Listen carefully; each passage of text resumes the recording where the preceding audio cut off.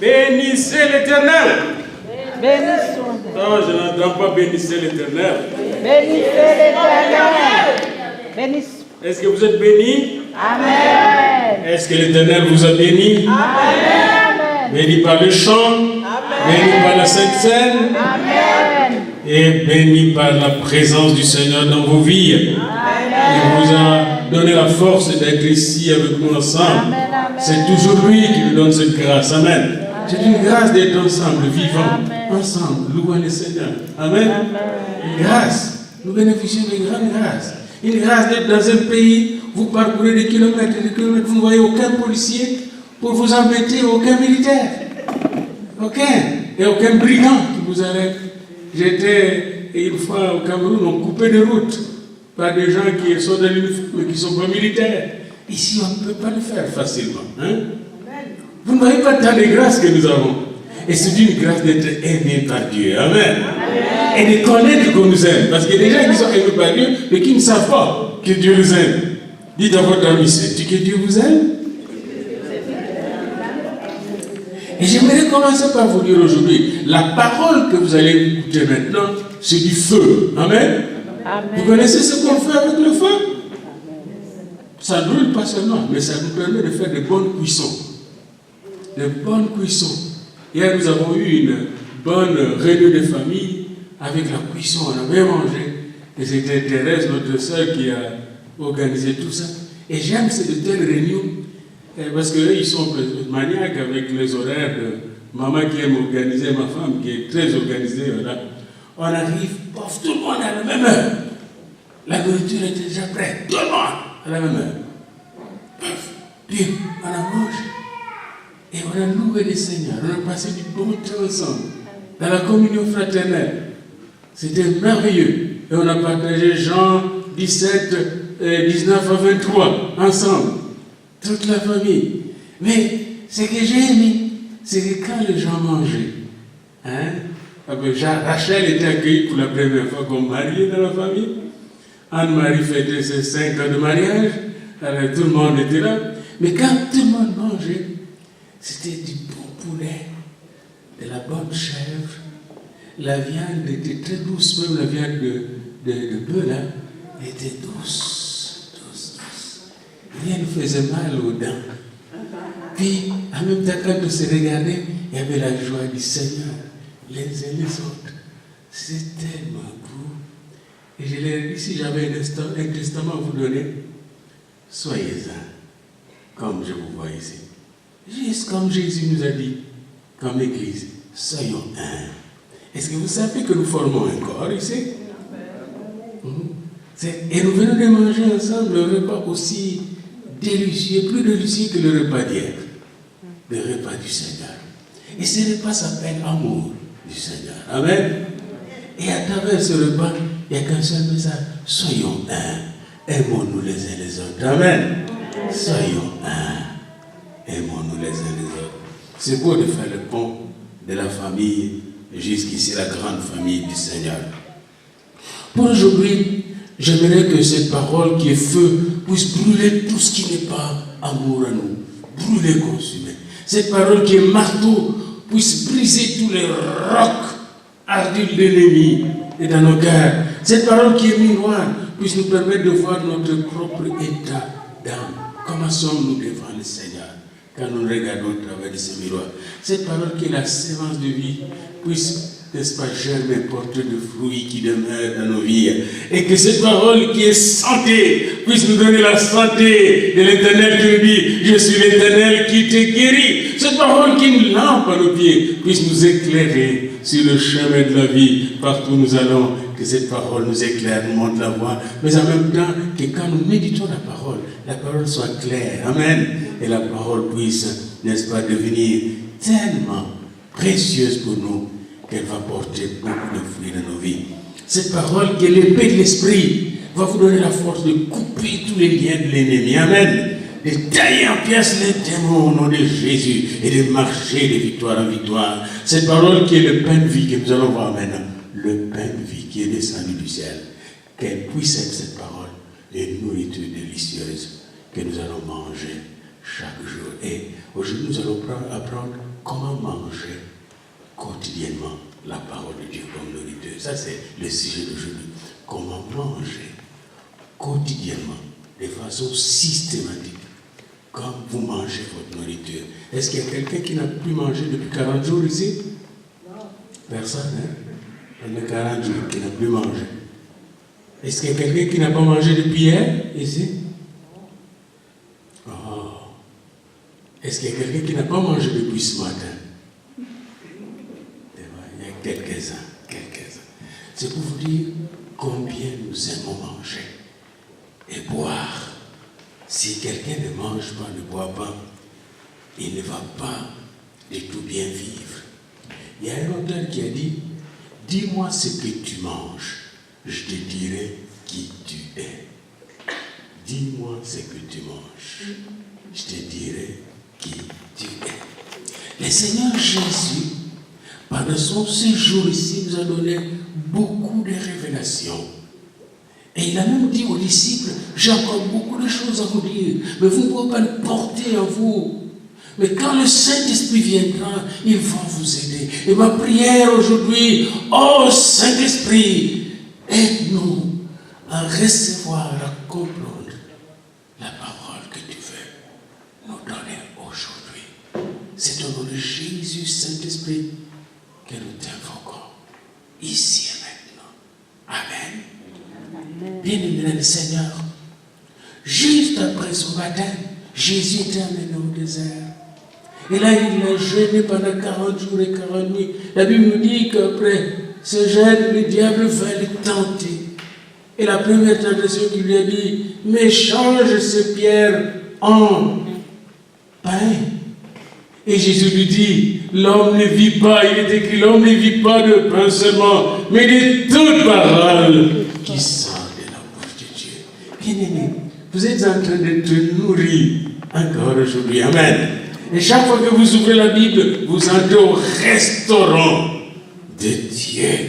L'homme ne vit pas de pain seulement, mais de toute parole qui sort de la bouche de Dieu. Parce que c'est par la parole que nous avons été créés. Au commencement était la parole. Et à la fin de ce jeûne, ce qui est intéressant, dans Matthieu 4:11, c'est Matthieu seul qui donne ces détails. À la fin de ce jeûne, des anges au pluriel sont venus les servir. Ils donnaient même à manger. Des anges sont venus. Et quand ils sortent de ce jeûne, vous voyez la puissance lorsqu'il va entrer dans la synagogue et partout il va battre, la puissance de Dieu. Parce que Jésus était nourri par Dieu lui-même. Et Jésus plus tard, quand il était parti en Samarie, à Sichar, et qu'il était en train de gagner une âme, la femme samaritaine, ses disciples sont venus avec de la nourriture qu'ils sont allés acheter dans un village juif. Parce que les Juifs ne mangent pas en ce moment-là, même maintenant. Ils ne peuvent pas manger la nourriture de n'importe qui. Les Juifs ne mangent de la nourriture des Juifs. Ils ne peuvent pas manger la nourriture des Samaritains. Ils sont venus pour donner la nourriture à Jésus. Et Jésus leur a dit, pas besoin de manger votre nourriture. Il dit, mais maître, est-ce qu'on t'a donné à manger? Parce que le suspecté pensait qu'il avait mangé la nourriture des Samaritains. Lui aussi suspectait le maître. Et le maître leur a dit, j'ai une nourriture que j'ai déjà mangée, que je mange toujours. Ma nourriture est de faire la volonté de celui qui m'a envoyé. Bien aimé, il y a 3 choses que vous ne devez pas oublier dans votre vie. La prière, la parole de Dieu et la pratique de la parole de Dieu. 3 choses. Prière, parole, pratiquer la parole de Dieu. Paix. Jésus était un homme de prière. Marc 1:35. Tout le matin, Marc 1:35, s'est levé pour prier. Jésus était un homme de la parole. Il était la parole même. Quand Jésus disait un mot, tu pouvais le croire. Et quand il disait un mot, les démons fouillaient. Aux maladies, les maladies disparaissaient. Jésus avait la parole vivante de Dieu. Il disait un mot aux morts et les morts ressuscitaient. Jésus est la parole créatrice et récréatrice de Dieu. Mais Jésus est aussi un homme qui mettait en pratique la parole de Dieu. Et aujourd'hui, j'aimerais apprendre ensemble avec vous Comment mettre en pratique la parole de Dieu concernant sa méditation jour et nuit. La parole de Dieu nous est présentée par Jésus comme une nourriture parce que c'est elle qui nous révèle la volonté de Dieu. Dans Matthieu 4, nous l'avons déjà vu comment il a confondu le diable en lui disant « L'homme ne vit pas de pain seulement, mais de toute parole qui sort de la bouche de Dieu. » Cette parole de Dieu nous est présentée dans Hébreux 5, 12 à 24 et 1 Corinthiens 3, 1 à 2 comme du lait. Certains d'entre nous ont besoin de lait. Je vois les petits enfants, ils aiment le lait. Un enfant peut vivre toute la semaine, tout le mois, seulement avec de lait. Ne mange pas encore la nourriture. Le lait. Savez-vous que la parole de Dieu, c'est aussi du lait? Quand vous êtes à l'hôpital, vous devez apprendre comment naître de nouveau. C'est du lait.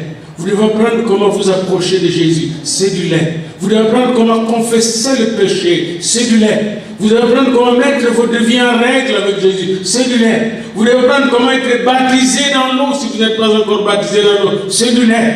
Vous devez apprendre comment être baptisé du Saint-Esprit. C'est du lait. C'est encore du lait. Et je peux continuer. Même l'imposition des mains, c'est du lait. Même le fait qu'un jour vous serez au ciel, c'est du lait. Et si vous ne prenez pas ce lait spirituel, vous ne pouvez pas être fort. Encore ce matin, je confessais encore mes péchés. C'est du lait. On prend toujours, même si on a vieilli, on a besoin de peu de lait. Je change comme les laits, comment ça s'appelle ça? Julie peut connaître les microbes qui nous font du mal au l'estomac comme ton mari, là, nous aussi. Ce lait-là, moi, je ne prends pas. Alors, je prends un lait un peu spécial. Mais j'ai besoin de lait.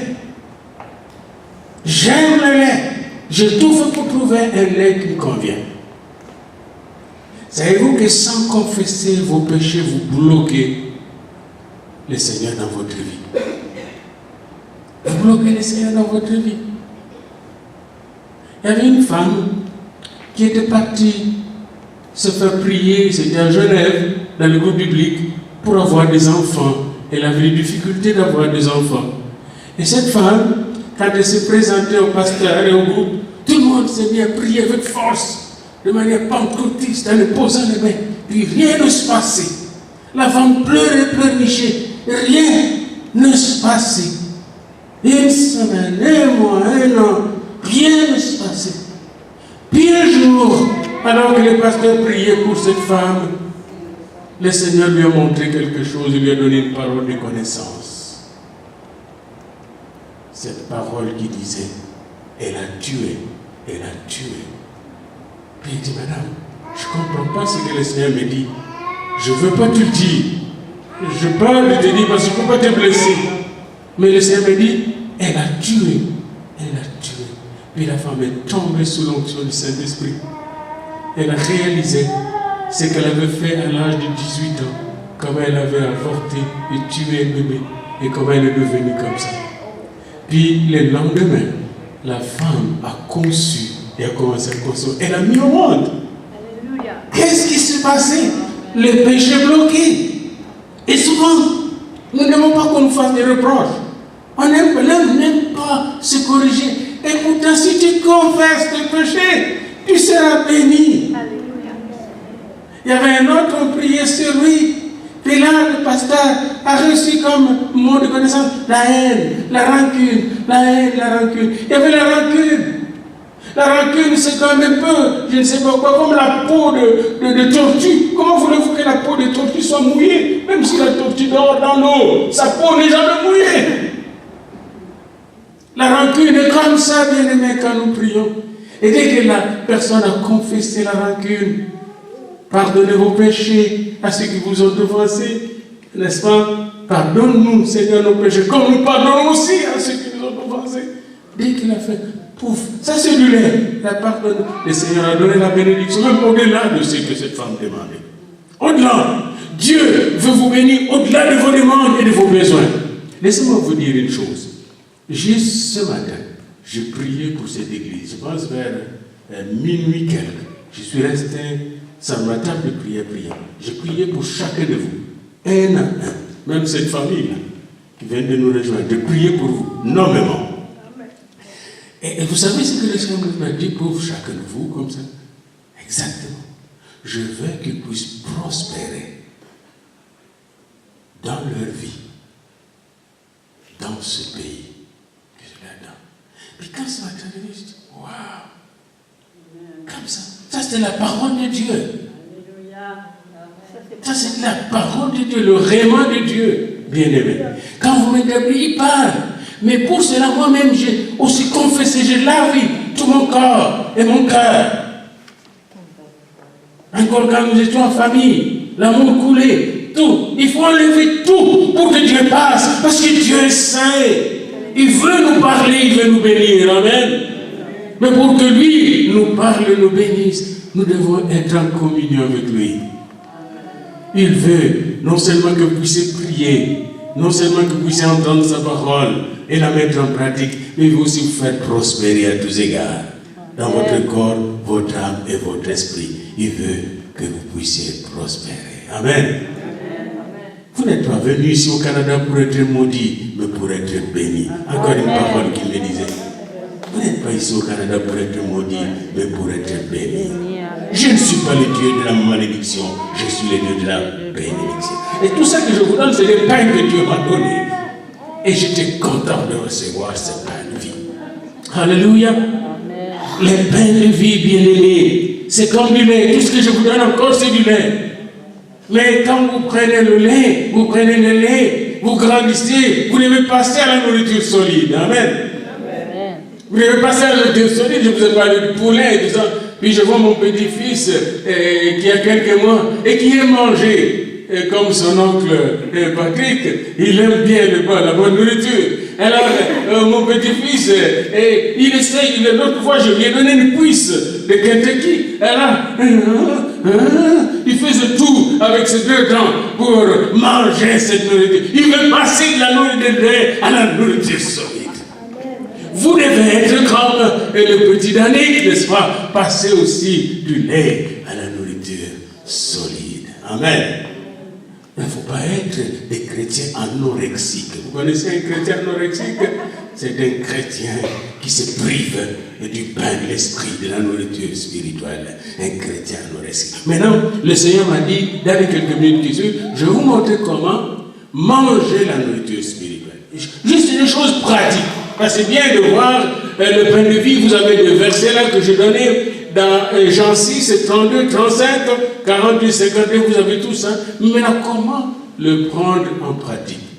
Premièrement, et ça je suis à la 3e page de mon bulletin, la parole de Dieu doit être prise comme un petit déjeuner. Et notez ça bien, c'est un petit déjeuner. Et après, la parole de Dieu doit être prise comme un déjeuner. Et enfin, la parole de Dieu doit être prise aussi de temps en temps comme un goûter, un encamp, une collation. Les enfants vont prendre la collation là où ils vont à l'école du dimanche. Puis ils ont hâte de leur collation, alors que ce sont des enfants qui sont bien nourris chez eux. Mais si tu leur fais manquer leur collation là-bas, ça ne va pas du tout marcher la journée. Nous aussi, nous avons besoin de cette collation. Et enfin, la parole de Dieu doit être prise comme un grand dîner. J'aimerais commencer par le déjeuner. Quand Jésus se réveillait, Marc 1, 35, il s'est retrouvé dans la présence de Dieu. Il priait, mais il recevait la parole de Dieu. Daniel était un homme de prière et il recevait les paroles de Dieu qu'il mangeait. Moïse, quand vous le regardez au buisson ardent, la seule chose qu'il a commencé à apprendre, c'est d'écouter, de recevoir la parole de Dieu avant que la Torah ne soit écrite. Moïse a reçu au buisson ardent les dons de recevoir, de manger la parole de Dieu tout le matin. Et Moïse montait tout le matin à la montagne pour recevoir la parole de Dieu. La parole de Dieu, c'est votre déjeuner, petit déjeuner d'abord, on commence. Le petit déjeuner le matin. Quand vous allez dans le livre de Josué, au chapitre 1, il est dit que ce livre de la loi ne s'éloigne pas de toi. Médite-le jour et nuit. Et quand vous méditez la parole, vous la mettez en pratique, vos projets vont réussir. Faites de l'Éternel tes délices et il t'accordera ce que ton cœur. Quand vous vous réveillez, je ne vous demande pas d'être comme moi. Je me suis beaucoup exercé pour manger 12, 15, 20 chapitres par jour. Je ne vous demande pas de commencer. Commencez par un verset. Et je vous donne un verset avec lequel vous pouvez le jeûner le matin. L'Éternel est mon berger, je ne manquerai de rien. Je vous gage, si vous commencez avec ce verset chaque matin, l'Éternel est mon berger, je ne manquerai de rien. Vous risquez un jour de me dire, hey, pasteur, oui, l'Éternel est vraiment mon berger et je ne manque de rien. Vous avez vu la différence de verbe? Le verbe devient au présent de l'indicatif. Commencez votre matinée quand vous êtes malade avec cette parole, je suis l'Éternel qui te guérit. Commencez votre matinée, juste un petit verset. Quand vous vous sentez faible, commencez la matinée avec ce petit déjeuner. Je puis tout par celui qui me fortifie. Si les gens vous attaquent au travail et partout où vous êtes, commencez votre matinée avec ce verset. Si Dieu est pour moi, qui sera pour moi? Et dévorez Romains 8 en entier. Dévorez Romains 8. Si les gens viennent vous mettre du doute dans votre cœur, allez avec ce verset de Romains 8 qui dit l'Esprit lui-même rend témoignage à mon esprit que je suis un enfant de Dieu. Si le diable vous attaque avec tous ces démons, dites-lui tout simplement, arrière de moi, Satan. Et vous connaissez, ça c'est le petit déjeuner. Commencez votre journée avec un petit verset. Allah, à ce moment-là, sa parole serait une lampe à vos pieds et une lumière sur votre sentier. Psaume 119, verset 1. Le petit déjeuner. Et après le petit déjeuner, prenez un bon déjeuner de la parole de Dieu. Prenez du temps. Et j'ai donné l'exemple ici, et hier je l'ai fait encore la nuit. J'ai pris le psaume 1 jusqu'au psaume 6. Je les ai médités la nuit. Je méditais ce psaume. Je vous donne juste un exemple du petit déjeuner que je vous donne, par exemple, pour un insomniaque. Venez avec moi au psaume 2. Un insomniaque, il se réveille, il dit, je ne peux pas dormir. Qu'est-ce qui se passe? Puis il se décide de prendre un petit déjeuner. Et les psaumes 1 et 2.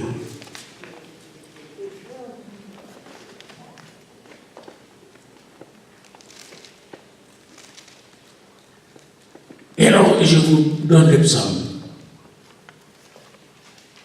En commençant par le verset 8. La personne dort, elle est pleine de soucis. Et prends ce verset 8 au petit déjeuner. Demande-moi, et je te donnerai les nations pour héritage, les extrémités de la terre pour possession. Puis la personne a des soucis et ne dort pas, parce qu'elle est en train de perdre son travail. Puis le Seigneur lui dit, demande-moi, et je te donnerai les nations pour héritage, les extrémités de la terre pour... Elle y connaît. Et maintenant, verset 11. Servez l'Éternel avec crainte et réjouissez-vous avec tremblement. Baisez le fils de peur qui ne s'irrite et que vous périssiez dans vos voies, car sa colère est prompte à s'enflammer. Heureux tous ceux qui se confient en lui. Et la personne ne dort pas. Puis elle entend cette parole qui lui dit heureux tous ceux qui se confient en lui. Elle continue au chapitre 3. Regardez le verset 4. Mais toi, ô Éternel, tu es mon bouclier, tu es ma gloire et tu relèves ma tête. Puis le sommeil ne vient toujours pas. Mais la personne connue, Seigneur, tu es ma gloire, tu relèves ma tête. La personne connue a chanté. Oh Seigneur, tu es mon bouclier. Tu ma gloire, tu relèves. Ça ne sert à rien d'avoir beaucoup de versets, tu vas te constiper pour rien. Restez avec un verset comme ça, pendant longtemps. Mangez-les, bouffez-les, c'est le déjeuner. Moi j'aime les gens qui ne sont pas pressés quand ils mangent. Et qui digèrent. Puis connu. De mon voix, je crie à l'Éternel, et il me répond de sa montagne sainte. Alléluia. La personne est toujours soucieuse et ne dort pas. Mais le Seigneur lui dit, de ma voix, de ta voix, quand tu cries, il me répond de sa montagne sainte. Et connu, verset 6. Là, il arrive au verset 6. Ça, c'est la pilule. Est-ce que vous voyez le verset 6? Est-ce qu'on peut le lire ensemble? Je me couche et je m'endors. Je me réveille, car l'Éternel est mon soutien. Là, la personne dort. Bon. Et j'ai déjà fait l'expérience comme ça. Bon. Je me couche et je m'endors. Je me réveille, car l'Éternel est mon soutien. Et vous allez continuer jusqu'au chapitre 4. Vous allez voir le chapitre 4, verset 9. Va encore vous donner. Mais vous avez commencé depuis le psaume 1. Heureux l'homme qui médite la parole du jour et nuit. Il faut commencer par là. Puis quand vous arrivez au chapitre 4, verset 9, je me couche et je m'endors en paix. Là, vraiment, vous avez pris du somnifère à forte dose. Vous commencez à ronfler. Car toi seul, ô Éternel, tu me donnes la sécurité dans ma demeure.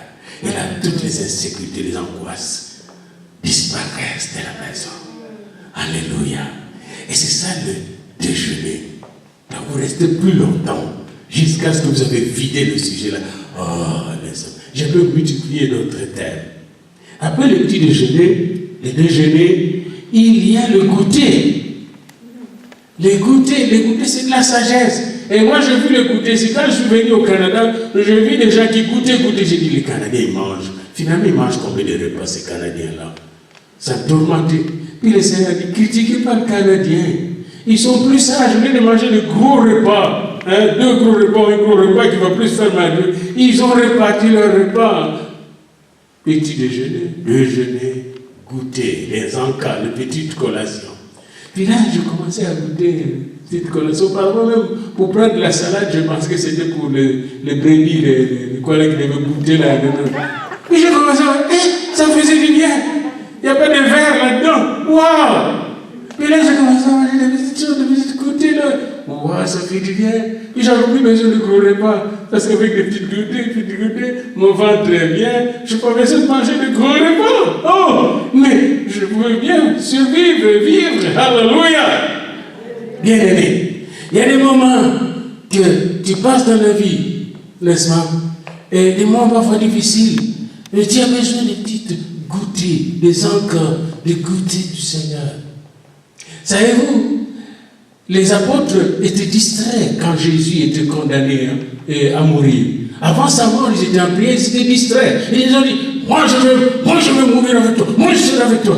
Puis qu'est-ce que Jésus a fait? Il leur a donné un petit goûter. C'est vrai, qu'est-ce que goûter? Bien, Satan vous a réclamé pour vous cribler comme on crible du froment. Mais j'ai prié pour vous, pour que votre foi ne défaille. Ça, c'était un petit goûter. C'est le chemin de la croix.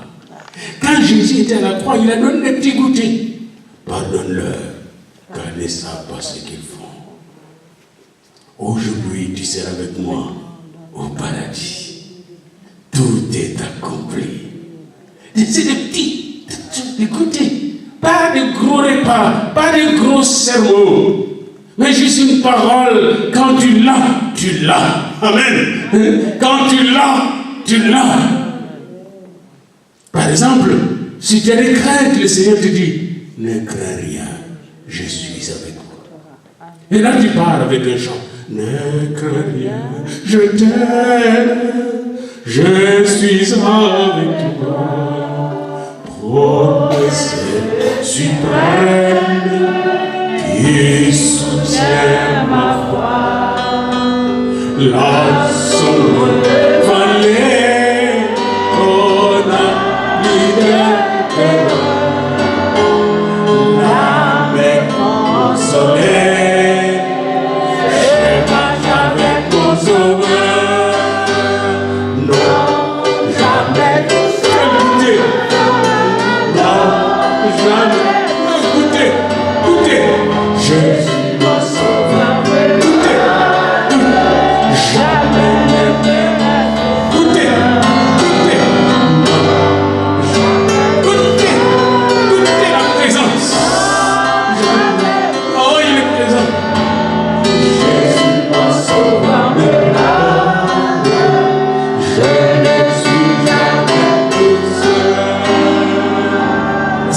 senti le goûter.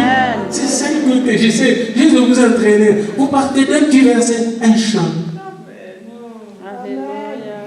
Vous vous sentez seul. Et vous avez besoin de sa présence. Puis le Seigneur vous dit, mais je suis avec vous jusqu'à la fin du temps, vous n'êtes pas seul. Et là, vous avez encore soif. Un petit chant pour faire goûter. J'ai soif de ta présence, divine, chemin mon foi. Dans ma faiblesse immense, au Père frère, j'ai son toi. Je peux, jour à chacun, mon frère, besoin de toi.